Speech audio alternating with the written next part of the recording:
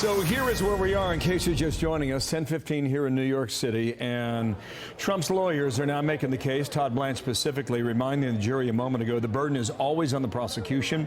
That's not our duty. He says that in the context of why did they not call Don Jr. or Eric Trump to the stand if they were part of this alleged conspiracy. So Blanche continues. We're told it'll go about 2.5 hours. We'll see, give or take, as the morning unwinds here. And then the Biden-Harris campaign surrogates of some sort are going to talk in a moment outside the courthouse. So we'll bring you that as well, along with Paul Morrow and Anna Cherkasky here in New York City. We welcome our friend Karl Rove to our conversation. And on the political side of this, Karl, the Biden team has said two things already, okay?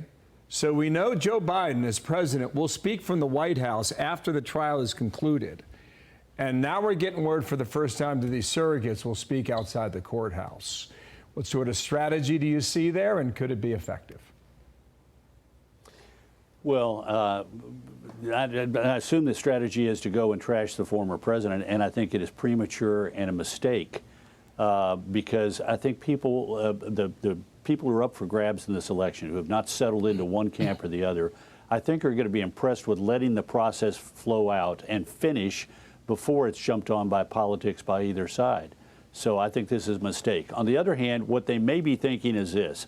Let's keep this in mind. This is the framework that all of these decisions are being made in. This election comes down to 6 states.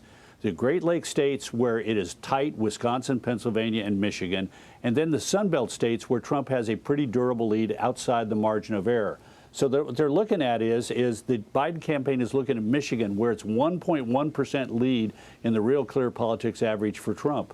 Pennsylvania 2.3, Wisconsin 0.1, 0.1%.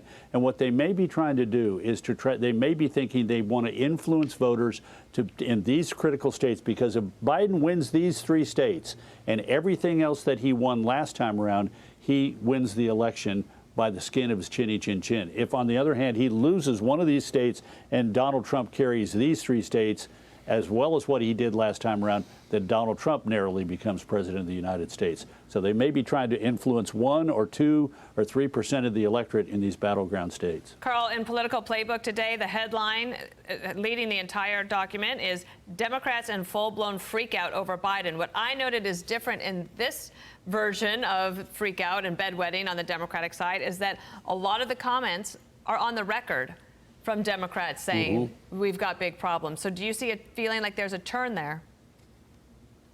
Well, I think for the last month to 2, there's been a turn where you see more and more Democrats, not just the political types like James Carville and David Axelrod, but increasingly members of the Democratic hierarchy, elected officials, wringing their hands, and for good reason. I mean, you cannot look at Joe Biden in today's political environment and say this is the strongest candidate the Democrats can put up.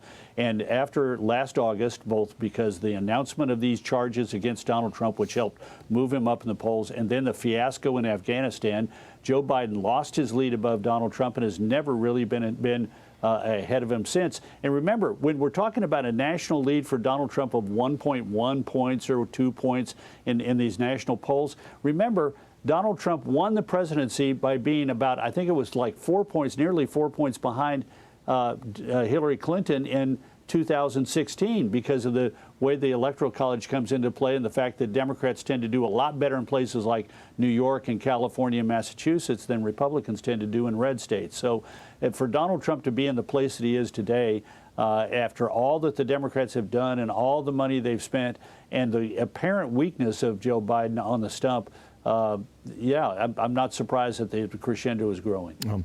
Perhaps when this wraps up, he makes a beeline to Wisconsin or Michigan, because they appear to be the closest between those 3 that you mentioned, if the polling is accurate and correct. I'm Steve Ducey. I'm Brian Kilmeade. And I'm Ainsley Earhart. And click here to subscribe to the Fox News YouTube page to catch our hottest interviews and most compelling analysis.